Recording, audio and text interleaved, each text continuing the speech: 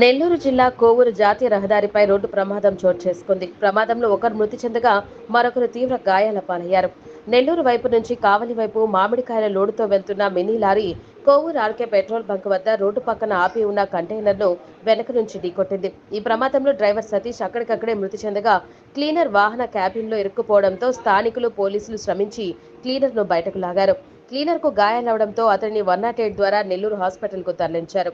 సంఘటనా స్థలానికి చేరుకున్న పోలీసులు కేసు నమోదు చేసి దర్యాప్తు చేస్తున్నారు.